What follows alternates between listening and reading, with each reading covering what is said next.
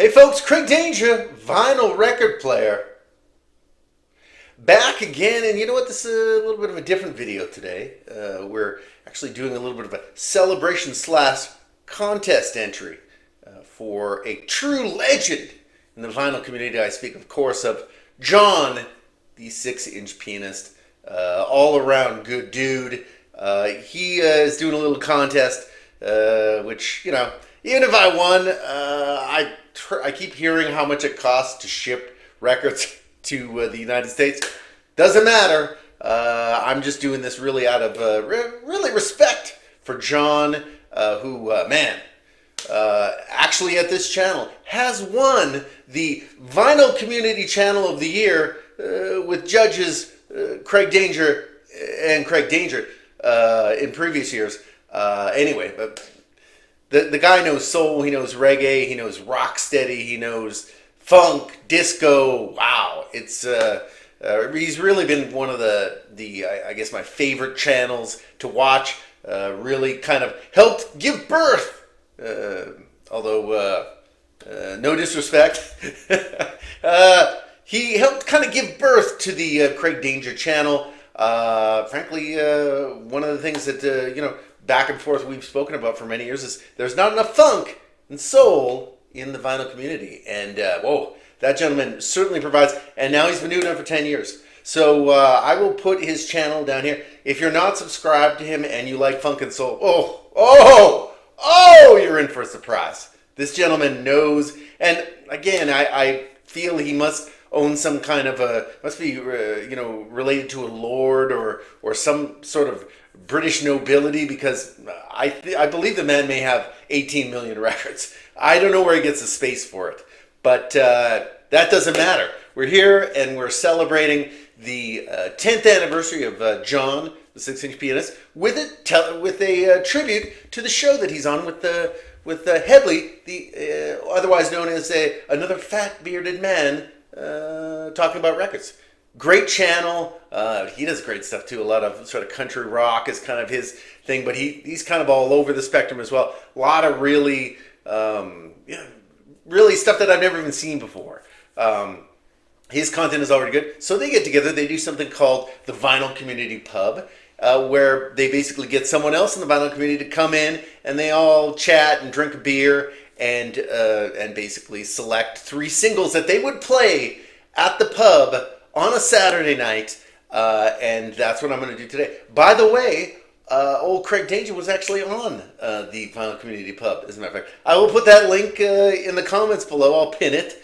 So if you want to check out old Danger in performance with, of course, John, plus Headley. It was a while ago, but and I'm also drinking an illegal beverage in the United Kingdom. So, woo! What's not to love about that? But anyway, let's get to the contest, which again is much like the Vinyl Community Pub show, the program. Of course, I'm going to select 3 singles, or rather 3 songs in this case. And he said I could do it on any format, whatever, which is good because old Danger is not a 45s guy, as a matter of fact. But, you know, we'll start off. It's a Saturday night. What are you doing? How are you jamming? You are got to be jamming with a little Willie Hutch. You know, if you're hanging out with Craig Danger and you're at the pub, and apparently this is the most amazingly stocked jukebox ever in the history of the world. It is the Vinyl Community Jukebox, so one would think that it would be fed sort of from that vinyl community dimension of sorts. I got to go with a track from Willie Hutch, The Mark of the Beast, of course, on the Motown label. Couple of songs on this one. Get Ready for the Get Down was kind of the main single, but you know what? They missed big time. I always felt that probably the best song on this and the simplest, absolutely Saturday night, let's party it up, let's rip, should have been a single. Try It, You'll Like It. And in accordance with classic 10 years of John, the 6-inch pianist, I am going to do a little bit of a vinyl, a little bit of a needle drop on this big dog. So try it, as Willie says. You'll like it.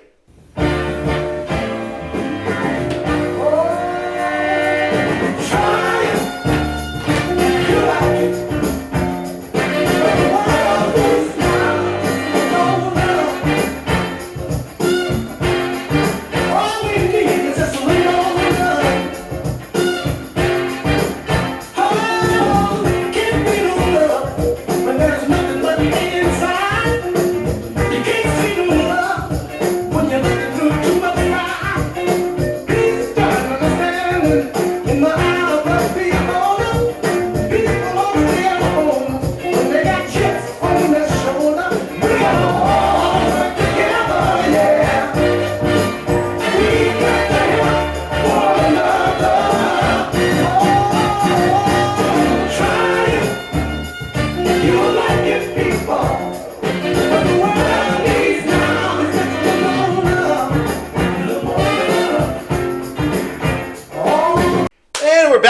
2, of course, you know what? I'm not sure when I got this. I don't have very many 45s, but this, of course, on the All Platinum label. When I did the pub, the Vinyl Community Pub with John and Headley, I was kind of like, oh, I don't have any 45s. What the hell? So I went out to local record stores. I'm not going to find exactly what I want, but this one actually kind of popped out, and I was like, are you kidding me, man? What? How about a little bit of Donnie Elbert? Donnie Elbert. Where did our love go? From '71, originally recorded in the UK. Actually, Donnie had lived in the UK. Kind of a journeyman, this gentleman. Kind of going back to the '50s, even. He had some singles. He originally was from Louisiana. He moved up to Buffalo, New York. He was living there. Got signed to a label called Deluxe. Had a really good first single, and then kind of fell off the charts. Not much happening for him. Moved to the UK in '66. Actually recorded this, but this, of course, he kind of really didn't get that successful in the UK. Obviously, not a lot of people know him, as a matter of fact. But around '71, he comes back, signs to the All Platinum label, and releases Where Did Our Love Go? Biggest hit. Number 15 pop, probably top 5 R&B on the single. And of course, the album, I actually own the album of the same name. I do not know how I found this one, but it's a really good rendition. Unfortunately, that would be kind of like the high point of his record career. Really smart guy, guitarist, songwriter, etc., etc. So of course, he releases this on the All Platinum label. Biggest success of his career. Fantastic. Goes to the Avco Embassy label. Then he works with Hugo and Luigi, a couple of Brill Building dudes who actually had worked with Sam Cooke. Not very cohesively, but anyway, he actually releases again a cover of "I Can't Help Myself" from the Four Tops. It goes top 20 R&B.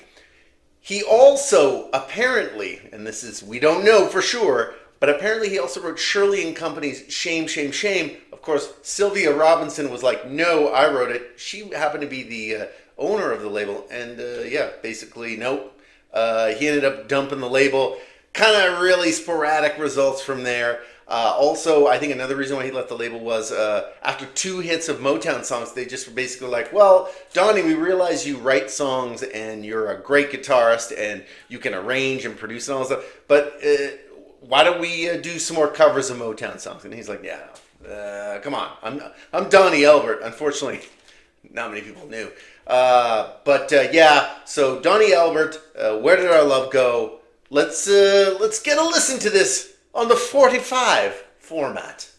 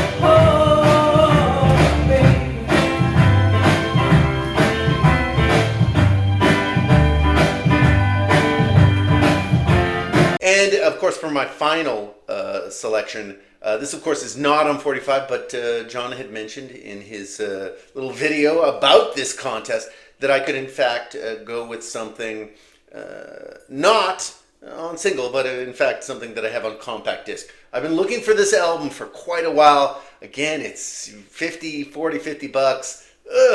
Hard to find. It's on Discogs, but again, there's just no cheap way to get it. I'm probably just going to end up having to, swallow my pride, buck up for this big dog. But Saturday night at the pub, the night is ending. The bar owner's like, man, only one more song you can play tonight. What am I going to play? I'll tell you what I'm going to play. I'm going to play The Cedar Room from 2000 off of Doves, off of their debut LP, Lost Souls. Got the compact disc book. I have the compact disc. I don't have the back. It's kicking around somewhere in the old house. But anyway, very cool. That, of course, is Doves there. A trio from Manchester. Ooh, man. These guys went ahead and put out like 4 albums after that I was kind of deeply into. Fantastic band. To be fair, throughout the 90s, I was a monster. When everyone else was into grunge and stuff, and hip hop and stuff, I was basically into British music. That was kind of what I was into. And this was kind of coming at kind of the edge of that era for me. But wow, I still love this stuff. A lot of that stuff in the 90s, like Oasis, I just can't even listen to. I can't. I just do not put it on around me. I'm leaving the room. I just overplay. Overplay to me is just a killer. But you know what? The Cedar Room, I think it's about 10 minutes long, this jam. It's a good one. I will probably throw it on anyway. Just put it over the track because it is such a banger. But gotta say, from 2000 and the album Lost Souls, The Cedar Room, Doves, still a great band. I think they actually just were touring and just released a new album. Again, I haven't been into them since 05-ish, so I don't know a lot about their newer material, but I believe they gave up for about 10 or 15 years and just coming back. But anyway, Doves, Lost Souls, frankly, from 2000 yet, one of my favorite albums of the 21st century. So let's hear a little bit of The Cedar Room.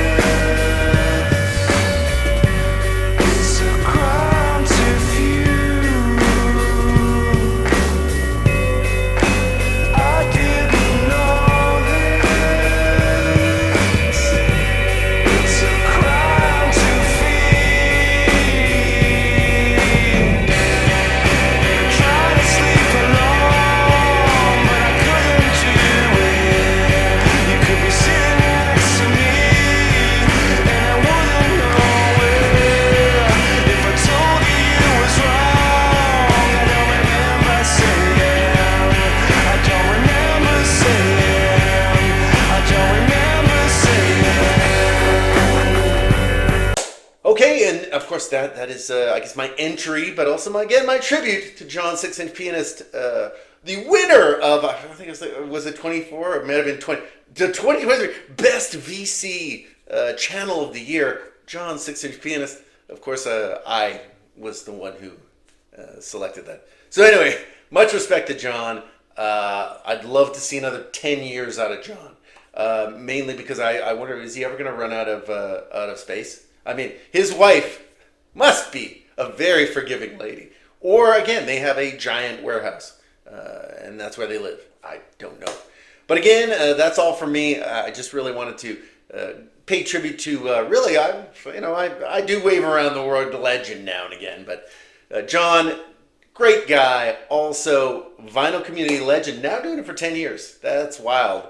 I just did my 3-year contest a month ago here, but now we got John 6-inch Pianist, an originator, an OG of the realm, celebrating 10 years. So again, thanks to you, John, and thanks to everybody who's watching. The deal, like and subscribe. If you're one of the 90% of people who are like, I really like Craig Danger, but I can't really spare the half second in order to press the button that says like and subscribe. I mean, that half second is very critical to me, and I just can't. I wouldn't. What? Anyway, another story, but again, finally, congratulations to John. 10 great years and hopefully many more. Real knowledge base of soul and funk. Man, I just don't even understand how many records I've purchased kind of after seeing them on his channel. But, ooh, he's worth a watch. Please go and subscribe. But that's enough for me, I would say. And I guess, you know what? I'm going to have to see you on the next one.